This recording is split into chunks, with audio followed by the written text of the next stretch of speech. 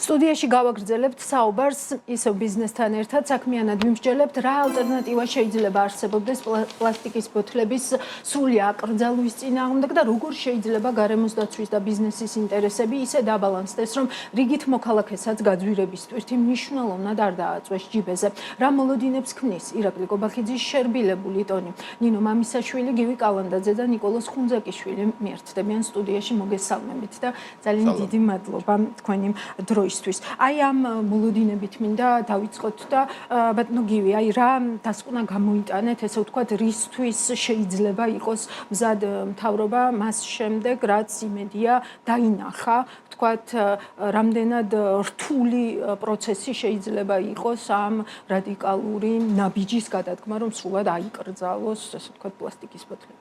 პირველ რიგში მე მინდა მადლობა ვთქვა ბატონი პრემიერის მისამართით, რადგან მას საკმაოდ ლამაზად, კარგად და საქმიანად ჩამოაყალიბა ეს პრობლემა და მოგცა საშუალება იმისა, რომ ერთი წლის განმავლობაში დაინტერესებულ მხარეებთან გქონდეს კონსულტაციები და ვიმსჯელობთ იმ თემაზე, რომელიც დღეს მეტად აქტუალურია. რა თქმა უნდა, ჩვენ დავიწყეთ სამრისტროსთან ერთად წინა წელს კონსულტაციები, თუმცა იყო პირობა, რომ ეს კონსულტაციები გაგრძელდებოდა, ეს იყო ბოლო პარასკევი 2025 წლის თვითონ სამრისტროს შენობაში. მას შემდეგ ველოდებოდით, რომ დაგვიძახებდნენ და იქნებოდა პირველი მეორე ეტაპი, ან მესამე ეტაპი კონსულტაციები, სადაც შევაჯერებდით ჩვენ მოსაზრებებს, საშუალებებს, გავაცნობდით, როგორ შეიძლება ტექნიკურად ამის ყველაფრის გადაიარაღება თუ არის შესაძლებელი, ან ჩანაცვლება დღეს ეს არის კიდე ერთ-ერთი საინტერესო თემა, როგორ გვთავაზობენ ჩანაცვლებას ერთი პროდუქტის მეორე პროდუქტით, რამდენად ტექნიკურად შესაძლებელია, არავინ არ იცის. თუმცა მე ვიტყოდი, რომ ის მიზეზი, რომლითაც დაიწყო ეს კამპანია და რომლითაც დაიწყო ეს მთლიანად საუბარი, ჯანმრთელობასთან დაკავშირებით მე როგორც ამ დარგის ექსპერტი და დიდი ხნის განმავლობაში მომუშავე და როგორც ერთ-ერთი ყველაზე დიდი მულტინაციონალური კომპანიის წარმომადგენელი ვიტყოდი, რომ ეს ასეთი მიზეზი ბუნებაში არ არსებობს. არ არსებობს პირდაპირი კავშირი დამტკიცებული მეცნიერულად, რომელიც ამტკიცებდეს, რომ პეტის ბოთლის მოხმარება ავადობასთან, რომელიმე სახის ავადობასთან პირდაპირ კავშირს ამტკიცებდეს და ან მიუთითებდეს. არსებობს ვარაუდები, არსებობს ჰიპოთეზები, თუმცა ასეთი რამ მედიცინაში დამტკიცებული ფორმით არ არსებობს. ამიტომ როდესაც ბიზნესთან დაკავშირებით და გადაწყვეტილების მიღებასთან დაკავშირებით დაუმტკიცებელი ფაქტებს აპლირება ხდება, მე მგონი ეს აზიანებს როგორც ბიზნესს, ასევე თვითონ ამ თემის წამოწევს. დავაზუსტებ თუ შეიძლება თქვენ ახსენეთ რომ ერთი წლის განმავლობაში მოხდებაო ესე ვთქვათ კიდევ კონსულტაციები ამ დადგენილების ხელმოწერიდან ეს ერთი წელი უკვე განსაზღვრული ერთი წელია როგორც პრემიერმა ბრძანა აი თქვენ სიუჟეტში ისმოდა კიდევაც რომ პრემიერმა საკმაოდ კაფიოდ განაცხადა რომ გაგრძელდება ბიზნესთან კონსულტაციები ერთი წლის განმავლობაში ეს იყო შუალედური გადაწყვეტილება მიღებული რომელიც საფუძველს უდებს კონსულტაციების გაგრძელებას ერთი წლის განმავლობაში ბიზნესთან ამ საკითხთან დაკავშირებით. კი, და აი რა მოლოდინები გაქვთ, რომ რაზე შეიძლება იყოს მხოლოდ საღიაზრის მოლოდინები გვაქვს იმისა, რომ ჩვენ არ უნდა ავურიოთ ერთმანეთში როგორც ეხლა ამ ჯერზე ზოგი გადაწყვეტილების მიმღები ამბობს მაგალითად აკრძალვას პრევენციასთან. პრევენცია არ ნიშნავს აკრძალვას, პრევენცია ნიშნავს მაგალითად პეტის ბოთლების აი ამგვარ შეგროვებას, რომელიც ნაკლებ ადგილს იკავებს, ტრანსპორტირებისთვის ნაკლებ საწვავს ხარჯავს, ნაკლებ CO2-ს გამოყოფს და გადამუშავებისთვის ის არის სასარგებლო როგორც ბუნებისთვის, ასევე ეკონომიკისთვის. ეს არის პრევენცია. პრევენცია ნიშნავს იმას, რომ რაც შეიძლება ნაკლები ნარჩენი უნდა მოხდეს გარემოში და არა აკრძალვა. აკრძალვა სხვა ეფექტს იძლევა, ეკონომიური ეფექტს იძლევა დამანგრევას, მაგრამ გარემოსდაცვითი კუთხით აკრძალვა არაფერს არ აწვდის. ამას ოდნავ ჩაუღრმავდეთ, მოგიბრუნდებით ბატონო გივი. ბატონო ნიკოლოზ, მკაფიო არის თუ არა, ესე ვთქვათ, პრემიერის დამოკიდებულება ახლა მაინც ამ საკითხთან დაკავშირებით მას მერე, რაც სავარაუდოდ მოისმინა, ესე ვთქვათ, ბიზნესის ხმა და თუ არის რაიმე კითხვები, რაც ამ ეტაპზე მაინც ღიად რჩება თქვენთვის როგორც ბიზნესის წარმომადგენლებს. ეს იყო განცხადება, რაც მოისმინეთ და პრაქტიკულად შეხვედრა რაიმე დამატებითი ჯერ არაფერი ყოფილა. ჯერჯერობით არა, ეს იყო წინა კვირას გაკეთებული განცხადება და ამ კვირის განმავლობაში ჩვენი მოლოდინია რომ შეხვედრა გვექნება, დასაწყისში მინისტრთან და შემდეგ უკვე ალბათ დიდი ალბათობით პრემიერ-მინისტრთან. მოლოდინი დადებითია ზოგადად ჩვენ ბიზნესი ესე ცალ-ცალკე კომპანიების სახით არ ვეკონტაქტებით ხოლმე როგორც წესი, ხო, ხელისუფლებას. ჩვენ გვაქვს შესაბამისი პლატფორმები, ბიზნეს ასოციაციები, ასე ვთქვათ, დარგობრივი გაერთიანებები და ასე შემდეგ, ანუ პლატფორმით, ანუ მთელი ინდუსტრიის, ასე ვთქვათ, ხმით ვეკონტაქტებით ხოლმე. ამ კონკრეტულ შემთხვევაში ანალოგიური იყო, ჩვენ მივმართეთ პრემიერ-მინისტრს, ყველა მინისტრს, რომელიც ამ სფეროში მეტნაკლებად არის, ასე ვთქვათ, ჩარეული და ნუ ფიდბექი მივიღეთ უკავშირი უკვე პრემიერის განცხადებით და შესაბამისად პირველივე შეხვედრა უკვე ამ კვირაში გვექნება. აი როგორ ფიქრობთ, აი რა დაშვებები გააკეთა, ესე ვთქვათ, მთავრობამ, იმიტომ რომ როგორც აღმოჩნდა თქვენთვისაც ბიზნესის უდიდესი ნაწილისთვის ჩვეულებრივი სიურპრიზი იყო ის, რომ შეიძლება უცებ ყველა პლასტიკის ბოთლი აიკრძალოს. პირველი შეხვედრა ვთქვათ, ზოგადად ერთჯერადი პლასტიკის აკრძალვასთან დაკავშირებით ოქტომბერი თუ ნოემბერი თვე იყო, ნუ ჩემთან წარმომადგენლები ესწრებოდნენ. ნუ იქ ჩემმა წარმომადგენელმა დასვა ეს შეკითხვა, რომ პლასმასის ბოთლები ხო არა იკრძალებაო და ნუ ერთმნიშვნელად მიიღო, არა, ამაზე საერთოდ არ ვსაუბრობთ. შემდეგ იყო შეხვედრა პარლამენტში უკვე, გარემოსდაცვის კომიტეტში, იქაც ვისაუბრეთ ერთჯერადი პლასტიკის აკრძალვაზე. თეფშები, ჭიქები, საზრუნები და ასე შემდეგ. მას აბსოლუტურად ჩვეულებრივად მივიღეთ, იქ რაღაცა ასე ვთქვათ გამონაკლისისზე შეკითხვები გქონდა. ეს და იქ დაგვიანონსეს, რომ ჰორეკა სექტორში უკვე 1 ივლისიდან მომავალ წელს აღარ იქნებოდა, ვთქვათ, ჰორეკა სექტორში, ვთქვათ, პლასტიკის შეფუთვა. იქაც დავსვით ანალოგიური შეკითხვა და ნუ მივიღეთ ერთმნიშვნელოვანი პასუხი, რომ ეს არ მოხდება. თუმცა წლის ბოლოს 30 დეკემბერს ესე ცალმხრივად გვითხრეს, რომ ეს ყველაფერი ესე იქნება აიგრძალება როგორც წარმოება, ასევე იმპორტი, ბაზარზე განთავსება, ნუ რაღაც ძალიან მცირე გამონაკლისებით. სიმართლე გითხრათ, არასერიოზულად აღვიქვით ეს. ნუ მე პირადად, რომ მსოფლიოში ესეთი პრეცედენტი არ არსებობს და არც იქნებოდა.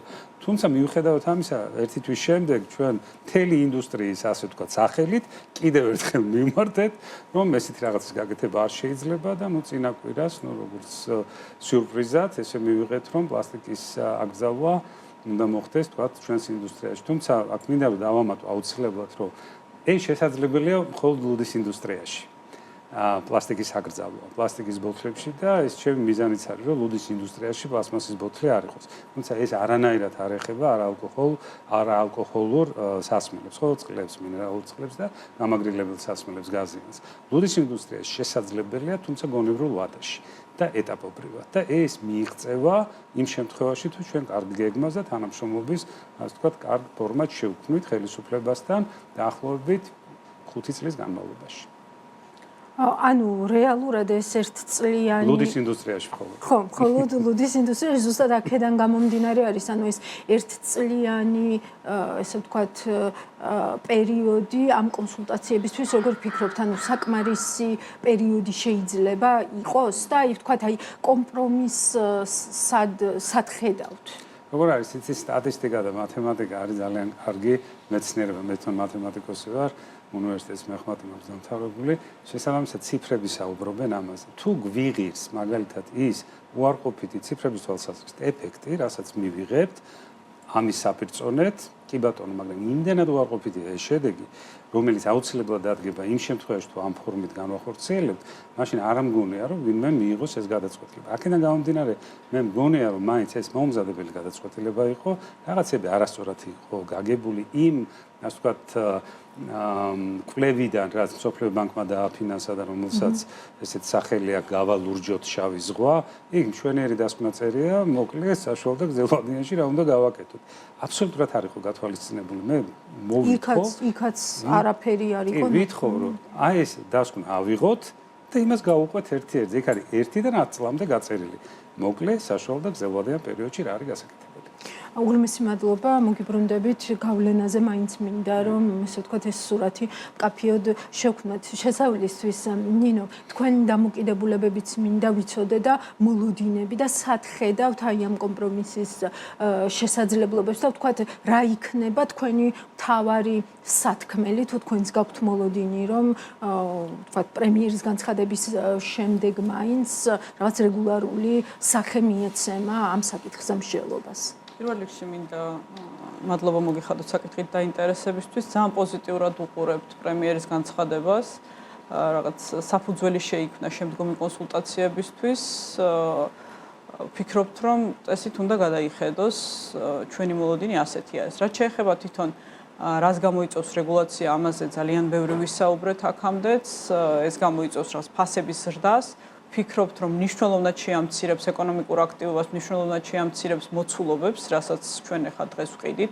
პრაქტიკულად შეუძლებელი არის დიდ ფორმატში გულისხმობთ litrზე მეტ მოცულობას. ამის წარმოება შეუძლებელია სხვა ფორმატში, ანუ გარდა პეტისა. და ეს მომხმარებლისთვის გარდა თვითონ ამ შეფუთვის ღირებულებისა, რომ შეფუთვა ბევრად ძვირია სხვა ალტერნატიული გარდა პეტისა. ამის გარდა თვითონ ლიტრის ფასი, ეს ბიუჯეტური შეფუთვები რაც არის, ისინი პრაქტიკულად ამოვარდება და ეს კიდევ 1 ლიტრის ფასი კიდევ უფრო მეტად გაზრდის მომხმარებლისთვის. ამასთან ეს რაღაც ფასის მიმართ მგრძნობია სენსიტიურობის გათვალისწინებით მოცულობას ისე საგრძნობლად შეამცირებს, რომ ანუ როგორც ჩვენ სექტორზე იქონიებს დამანგრეველ და დამღუპელზე გავლენას, ასევე მომიჯნავე სექტორებზე, რომელიც ძირითადად ლოკალურია, ადგილზე არსებობენ ეს საწარმოები, ეს არის პეტის პრეფორმის მწარმოებლები, არიან შეფუთვის და სახურავის მწარმოებლები. ამ ინდუსტრიებსაც განადგურებით ემუქრება პრაქტიკულად ეს კანონპროექტი თუ ამოქმედება და ძალაში შევა და ამისი ეფექტი არ არის დაუშვათ რაღაცა, ეს ასეულობით მილიონებზე ვლაპარაკობთ, ასეულობით მილიონი შემცირებული ბრუნვა, შემცირებული აქტივობა, ათასობით ადამიანი დაკარგავს სამსახურს. მარტო ჩვენ გაზგამაგრილებელი ინდუსტრიაში, რაც უბრალოდ უალკოჰოლო სასმელების ინდუსტრიაში რაც დავთვალეთ, 2000 ადამიანი დავითვალეთ ესე, რაც ესე პირველადი შეფასებით სამსახურს დაკარგავს. მომიჯნავე ინდუსტრიებსაც თუ მივამატებთ, ალბათ გაორმაგდება ეს ციფრი. რაც ავტომატურად გულისხმობს იმას, რომ სახელმწიფო ბიუჯეტიც რა თქმა უნდა, გადასახადებიც 100 მილიონზე მეტი იყო ეს ეფექტი პირველადი მოთვლით მარტო ჩვენს ინდუსტრიაზე, ანუ გულისხმობ აი ამ უალკოჰოლო სასმელების ინდუსტრიას, ამას თუ გავაფართოვებთ, დავამატებთ ლუდს და მომიჯნავე სექტორებს, ბევრად მეტი იქნება. ამის დათვლა ახლა ჩვენთვის ესე უცებ ცოტა რთული არის. ამას რაღაც ბევრად პროფესიონალური მიდგომა ჭირდება. თუმცა პირველადი დათვლით ვერაფერზე ვერ მოახდენს პოზიტიურ გავლენას, მათ შორის ვერც გაჟღერებულ მიზანზე, რომ ჩვენი მიზანია ის რომ ნარჩენი შევამციროთ გარემოში, ვერ შეამცირებს ნარჩენს. ამ შემცირებული მოცულობების, შემცირებული ეკონომიკური აქტივობის პირობებშიც კი ეს ნარჩენი, რაც იქნება სხვა შეფუთვების შემთხვევაში, ეს ორჯერ და მეტჯერ აღემატება იმ ნარჩენს, რომელსაც დღეს წარმოქმნით პეტის სახით, პეტის პრეფორმის ნარჩენის სახით. ამიტომ ამის პოზიტიურ შედეგებს ვერ ხედავთ. მაგალითი გვიდევს. კი, ანუ ეს ვთქვათ, იპრესება ის ნარჩენი, რომელიც ალტერნატულად შეიძლება წარმოიქმნას, ანუ ეს არის შუშა მაგალითად, ანუ ეს არის ბევრად უფრო მძიმე და სახიფათო ნარჩენი და მისი გადამუშავებას ბევრად უფრო რთული არის და ამიტომ თვითონ ეს რეგულაცია ძალაში რომ შევა, რომ შემცირდეს ამ პეტის ინდუსტრია და ეკონომიკას შემცირდეს ჯამში, მაინც ვერ მივიღეთ იმ პოზიტიურ შედეგს, რომელზეც ხდება აპელირება. ეხლა მაინც ყოველმხრივ ნეგატიური იქნება, თუმცა თუ გადამუშავებაზე ვისაუბრებთ, გადამუშავება აი როგორც ბატონმა თემურმა აღნიშნა ცოტა ხნის წინ, დამატებით ინდუსტრიას გააჩენს, ამაზე მოთხოვნა არსებობენ გადამამუშავებელი საწარმოები, რომელიც ახლა არააქტიური არის, მაგრამ იმ შემთხვევაში თუ გვექნება ნარჩენი გადასამუშავებელი, ესენი დაიწყებენ საქმიანობას და არსებობს მე ამ გადამუშავებულ პლასტიკზე მოთხოვნაც არსებობს. ამიტომ ერთ მხარეს არის შემცირებული ეკონომიკა, აკრძალვით და მეორე მხარეს არის თუ დაუშვათ ამ ნარჩენებს გადავამუშავებთ, ეხანდელთან შედარებით გაზრდილი ეკონომიკა, გაზრდილი დასაქმებით და ну ყველაფერს სუფთა გარემოთი. ბატონო გივი, ამ ნარჩენების გადამუშავებაზე და ასე შემდეგ ეს ერთი ხაზი იყო კიდევაც ხომ სახელმწიფოსი და მთავრობის რომ თქვა ემუშავა ამ მიმართულებით და რაღაცნაირად თითქოს ფიქრობდა ძალიან სერიოზულად ამ მიმართულებით როგორც როცა სტრატეგიული ევროპული მიმართულებით ხომ ანუ აკრძალვა უფრო ადვილად წარმოიდგინეს, ესე ვთქვათ, უფრო სწრაფი გადაწყვეტისთვის, რომ გარემოს აი სწრაფად დავეხმაროთ? 2018 წლიდან მაყოლებული ჩვენ აი ეს გუნდი, მეწარმეთა გუნდი და სახელმწიფო გარემოს დაცვის სამინისტროს ხელმძღვანელობით ექსპერტებთან ერთად მუშაობთ 6 ნარჩენების ნაკადის რეგულირებასთან დაკავშირებით მუშაობდით. 2 წლის განმავლობაში თქვენც მოყვებოდით ამ პროცესს. ბატონი ნუკრიც ისევე ინტენსიურად იყო ჩართული და პეპსის წარმომადგენლები, როგორც კოკა-კოლას წარმომადგენლები. ძიმე წერტილის გააზრებით იყო 6-ვე რეგულაცია შედგენილი, შეთანხმებული ყველა დაინტერესებულ მხარესთან.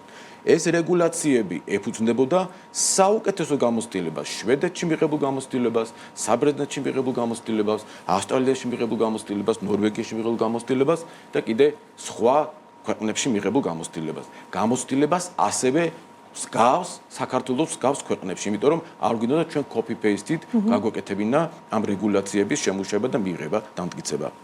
ყველასთან იყო შემუშავებული შედეგი იყო ძალიან კარგი, ყველას მიერ მოწონებული, მაგრამ იცით თქვენ ეს როგორ განვითარდა ეს ყველაფერი და დღემდე ორ ნაკადზე, ავტომობილებზე და შესაფუთ მასალებზე არ არის მიღებული. სწორედ ამ ავტომობილებზე და შესაფუთ მასალებზე წარმოიშვა ახალი ინიციატივები, რომელიც აი ამ ბოლო თვეების განმავლობაში ასე რიგად სამშელო გახდა, ხო მართალია? რო ყოფილიყო ეს ორივე რეგლამენტი მიღებული, არც ავტომობილებთან დაკავშირებით იქნებოდა ესეთი მოსაზრება გაკეთებული და არც შესაფუთ მასთან დაკავშირებით. რას იცვალისწინებს ის რეგულირება? ზუსტად იმას, რას თქვენ ბრძანეთ, სიუჟეტი ლამაზად ჩამოყალიბებული და რაც აი ამ დამსწრე საზოგადო ბრძანა, რომ იქნებოდა ბუნება გასუფთავებული ზუსტად ბატონმა ნუკრი როგორც დანა ის მსოფლიო ბანკის პროექტი რას ამბობს დასაწყისში ამბობს რომ ამდენი ბოთლი იყო 1 კვადრატულ მეტრზე დრონებით გააკეთეს ეს მაგრამ იმის იქიდან რა წერია რომ თუ გინდათ რომ აღარ იყოს 1 კვადრატულ მეტრზე 80 თუ 60 თუ 70 ბოთლი დეპოზიტური სისტემა შემოიღეთ სეპარირების სისტემა შემოიღეთ მომხმარებელთან შემეცნების ამაღლების კამპანიების შემოიღეს და ესენი აღარც ერთი აღარ გექნებათ, იმიტომ რომ ამის გამოცდილება არსებობს ნორვეგიაში, შვედეთში და ასე შემდეგ და ასე შემდეგ. იმას რატომღაც ან ივიწყებენ, ან წაკითხული არ აქვს და არ ამბობენ. მე ეს შტაბეტლება მჩება. იმიტომ რომ არ ამგონია რომ ვინმეს უნდოდა შეცდომაში შეიყვანოს მოქალაქეები, ხო მართალი ვარ.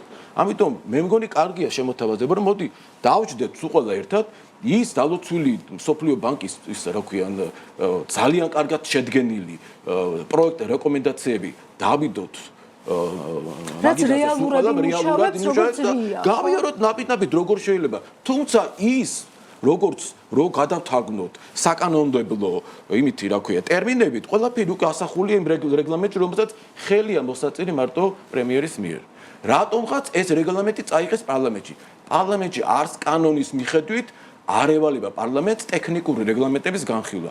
რატო წაიღეს პარლამენტში და 3 წელია პარლამენტში ამ რეგლამენტს იხილავენ, რას იხილავენ, ნამდვილად ვერ გავიგეთ. ვერც რეკომენდაცია ვერ მოვისმინეთ, ვერც უარყოფით მხარე ვერ მოვიდეთ, ვერც ადეპით მხარე ვერ მოვისმინეთ პარლამენტში რას იხილავენ ამ ტექნიკური რეგლამენტით. არ ამგონია ვინმე მიწოდებს ამის შესახებ პარლამენტში. ერთ კომიტეტში დევს და აი ამ პროცესში ვთქვათ ალტერნატივად რასაც თქვენ ხედავთ სრული აკრძალვის მხარეს და სრულად გეთანხმებით რომ ბევრად უკეთესი ალტერნატივაა შესაძლოა ბევრად ხანგრძლივი მაგრამ ბევრად უკეთესი ნამდვილად ბიზნესი მომხრე არის იმისა რომ თვითონაც აქტიური როლი შეასრულოს ამ ყველაფერში მიუხედავად იმისა რომ რაღაც მაინც გაგიძვირდებათ იმიტომ რომ რეგულაცია სულ ასეა მზად ხართ რომ რეალურად ეს ხარჯები საკუთარ თავზე აიღოთ და სულ ამაზე საუბრობთ. ამიტომ სამივეს მოსაზრება მინდა ამასთან დაკავშირებით, რომ ჩვენმა მაყურებელმა იცოდეს, რისთვის ხართ კონკრეტულად მზად. ეს რეგლამენტი, რაზედაც ბატონი ვისაუბრობდა, ხო? მოკლედ ჩვენ მზად ვიყავით 8 წლის წინაც, მზად ვიყავით 5 წლის წინათ და მზად ვართ დღესაც. იმ შემთხვევაში თუ ეს განისაზღვრება რეგლამენტის თვალსაზრისით, გვექნება roadmap-ი, რაც სხვათა შორის ამ დოკუმენტში წერია სოფიო ბანკის მიერ დაფინანსებულ ამ პროექტში წერია, რომ ამუშავეთ წარმოების გაფართოებული ვალდებულება, შეექმნით დეპოზიტისა და დაბრუნების სისტემა. საშუალოებიან პერსპექტივაში, ანუ 3-დან 5 წლამდე, მაგრამ 1-დან 2 წლამდე შექმნით პოლიტიკის დოკუმენტები. შექმნით პილოტური პროექტები, დააყენეთ ბარიერები და დამჭერები, ასე ვთქვათ, მდინარეებზე, რომ შავ ზღვაში აღარ ჩავიდეს.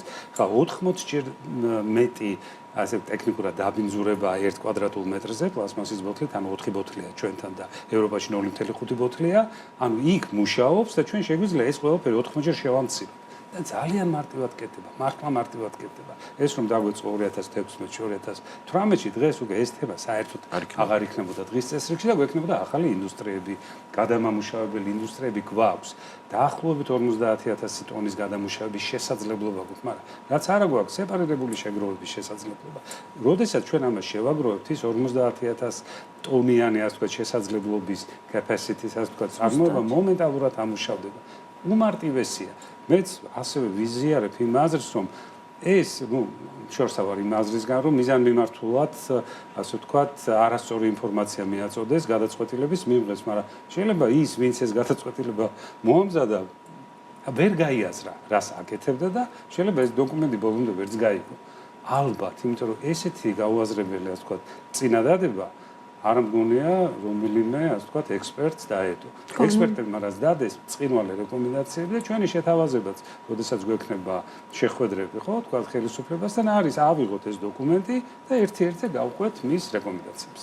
დიდი მადლობა. ნინო, თქვენც მოგცემთ შესაძლებლობას, რომ მითხრათ, აი რისთვის არის ბიზნესი მზად რეალურად. ჩვენც ანალოგიურად, როგორც აგერ კოლეგებმა ახსენეს, ჩვენც ანალოგიურად მზად ვართ, რომ ჩვენი როლი შევასრულოთ ამ წარმოების გაფართოებული ვალდებულების ნაწილში. ჩვენ არასდროს არ გაურბოდით ამას, პირიქით, ყოველთვის ვიყავით ამის მონაწილე და ინიციატორი ერთ-ერთი. შესაბამისად, ჩვენც ბიზნესმა მზად ვართ, რომ ბიზნესმა აიღოს თავის თავზე სეპარირებული შეგროვება და გადამუშავება თვითონვე იზრუნოს თავისივე წარმოქმნილ ნარჩენზე.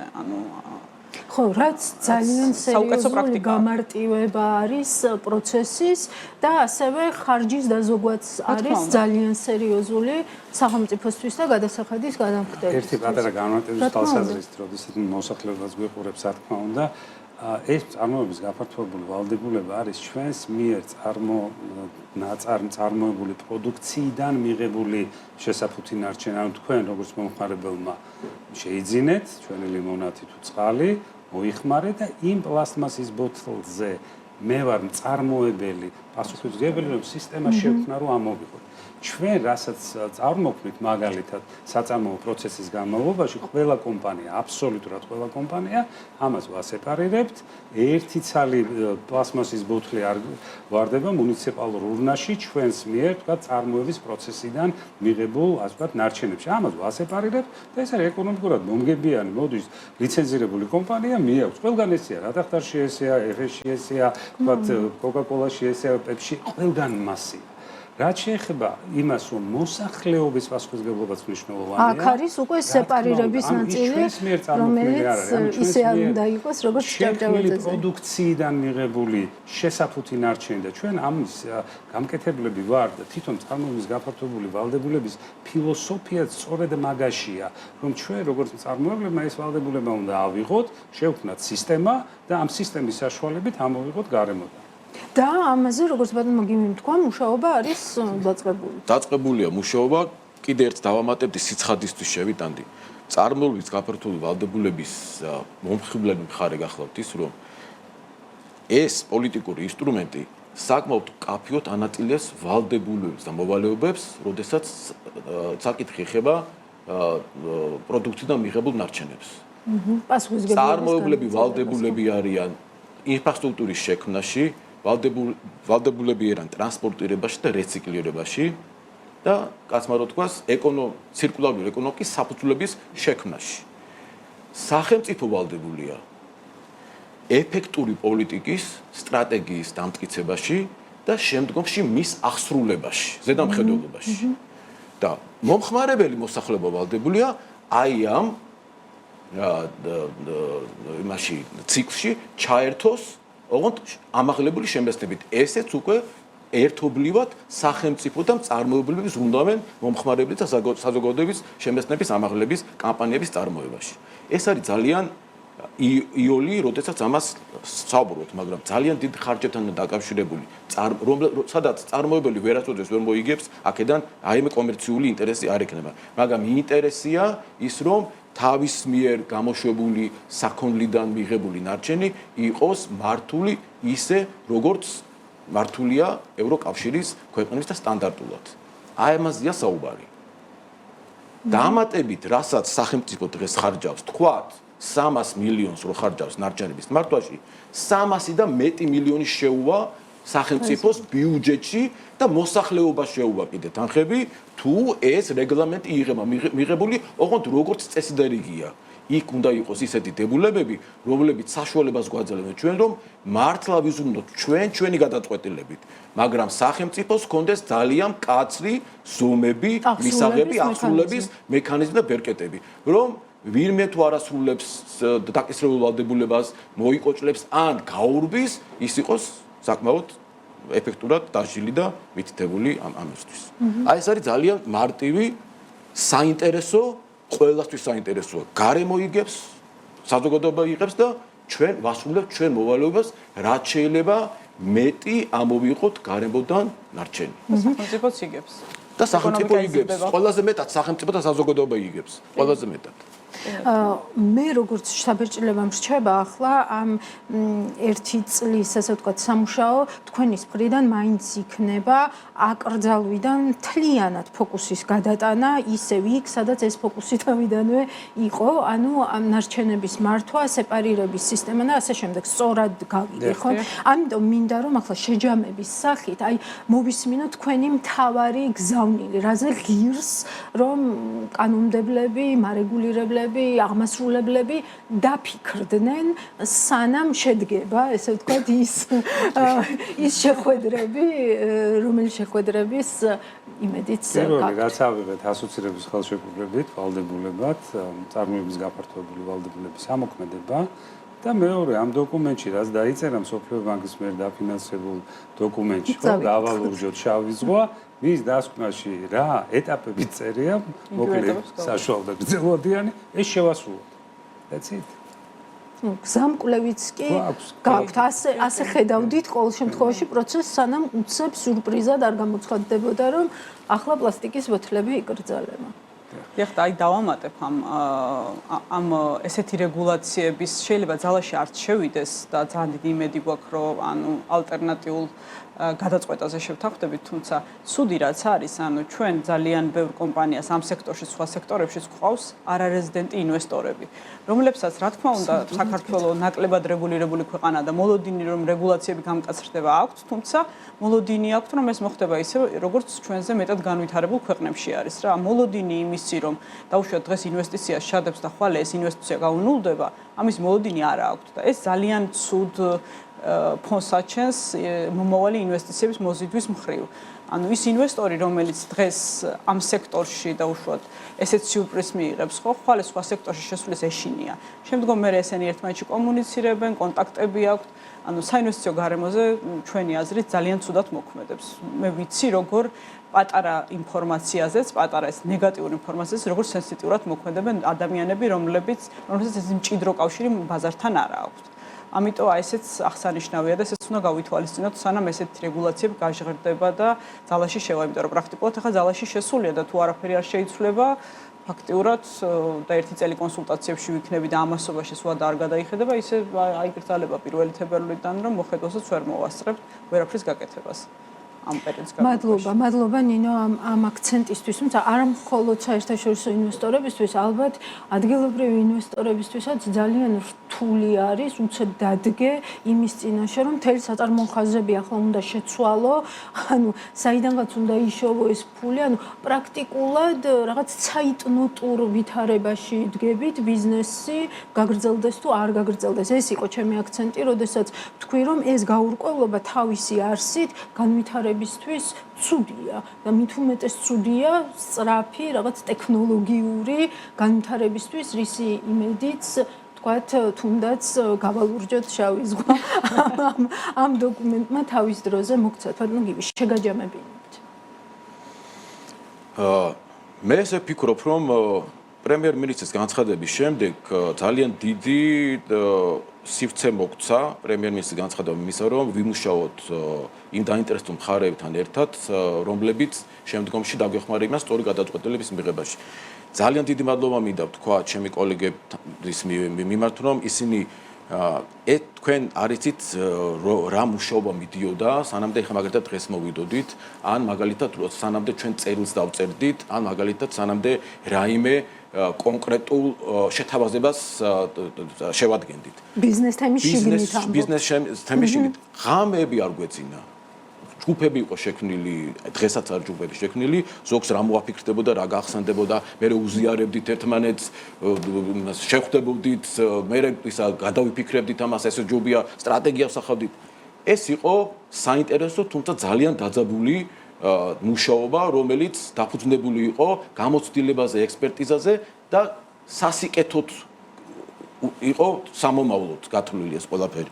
და მე ესე ვფიქრობ, რომ ის განცხადება, რომელიც ჩვენ ახლა მოვისმინეთ თქვენთან, ამის რეალიზების საშუალებას მოგცემს, რომ სწორი გადაწყვეტილება იყოს მიღებული და მე მგონი საბოლოო ეტაპი იქნება, რომ ისევ დაუბრუნდებით იმ ტექნიკურ რეგლამენტს, რომელიც ყველას მიერ იქნოთ შედგენილი და დავიწყებთ ფუტკრებებით მუშაობას იმისათვის, რომ გავაჩანზახოთ ჩვენი გარემოც, უფრო მეტი შევძინოთ სახელმწიფო ბიუჯეტს, უფრო მეტი სამუშაო ადგილები და უფრო მეტი გამოუშვათ იმისათვის, რომ ყველა კმაყოფილი იყოს. ბატონო ნიკოლოზ, აი მომხმარებელზე აქცენტიც მინდა, ან მომხმარებელზე გადადინების ეფექტი რა შეიძლება იყოს აკრძალვის შემთხვევაში და რა შეიძლება იყოს, ესე ვთქვათ, აი მთელი ამ რაღაც ახალი საქართველოსთვის ახალი ინდუსტრიის შექმნის. ჩვენი ეკონომიკის სამწუხაროდ ასე ვთქვათ, მდგომარეობის შედეგია, რომ დიდი შეფუთვები ლუდში ამ შემთხვევაში ლუდის ინდუსტრიას წარმოადგენენ. დღეს ბაზარზე არის, ხო, მსყიდველობით უნარიანობა შესაბამისად ისეთი მაღალი არ არის, რომ მთელ ინდუსტრიაში კონდეს ეგრეთ წოდებული single serve, ხო, შუშის და ქილის და ნუ კეგები, ვთქვათ, ტრეიდებში, რესტორნებში, ბარებში და ასე შემდეგ. ჩვენი მომხმარებლების 70% ამ დიდი ფორმატის შეფუთვას მოიხმარს. რაც იმას ნიშნავს, რომ 1 ლიტრზე გადათვლილი დიდ ფორმატში იგივე ბრენდი, იგივე, ასე ვთქვათ, ლუდი, თითქმის ორჯერ უფრო ნაკლები ღირს, ვიდრე 9 ლიტრიან ბოთლში, ხო, ვთქვათ 70-80%-ით ნაკლები. ეს არის ყველაზე დიდი პრობლემა ჩვენთვის, რომ 70% მომენტალურად დაიკარგება და რა თქმა უნდა, რაოდენობა იმპორტით შეივსება, ადგილობრივი წარმოებაც შეავსებს რაღაცას, თუმცა ჩვენი ვარაუდით რაღაც 50-60 მილიონი ლიტრი დაიკარგება. თუმცა ის რაც დარჩება, იქნება ყველა შუშის ფასი. ანუ გაძვირებული მოსახლეობისთვის. ეს თემა, თუმცა ისე როგორც ეკონომიკა დღეს იზრდება, თავისი ჯინის კოეფიციენტით, ჩვენი მოლოდინია, რომ 5 წლის თავზე ეს შეგვიძლია დავარეგულიროთ, ანუ მსყიდველობით უნარიანობაც გაიზრდება, ეტაპობრივად შევამცირეთ. მზად იქნება. რა თქმა უნდა, შევამცირეთ ფორმატებს. მომავალ წელს 2.5-ზე მეტი არ იყოს ლიტრამ, შემდეგ 2 ლიტრზე მეტი, შემდეგ ლიტრა ნახევარზე, სადაც 5 წლის თავზე, მაგალითად 2030-31 წლისთვის ჩვენ უკვე შესაძლებლობა გვექნება მთელი ინდუსტრია გადმოვიწყობით, ასე ვთქვათ, და მომხმარებელიც და ამაზე მუშაობთ ლუდის მომხმარების კულტურის განვითარება ერთ-ერთი ჩვენი პრიორიტეტია. ძალიან ბევრი ბრენდი გვაქვს, ევროპული ბრენდი, ადგილობრივად წარმოებული და ეს იმას ნიშნავს, რომ ჩვენი ინდუსტრია არის ძალიან მაღალ დონეზე ასული თავისი ხარისხით. და გამომდინარე ჩვენ თუ გვექნება, ასე ვთქვათ, გონივრული ვადა და კარგად გაწერილი ეტაპობრივი გეგმა ის მზაობასაც ვაცხადებ, ჩვენ შესაძლებლად მიგვაჩნია ლუდის ინდუსტრიაში პლასტიკის ბოთლი საერთოდ არ იყოს. კი და აბსოლუტურად ნორმალურია რომ ამან მოითხოვოს დრო, იმიტომ რომ მომხმარებელიც უნდა დაგეწიოს. მაგრამ ეს არ ეხება არალკოჰოლურ სასმელებს, იქ აბსოლუტურად სხვა გამოწვევები. კი, ზუსტად.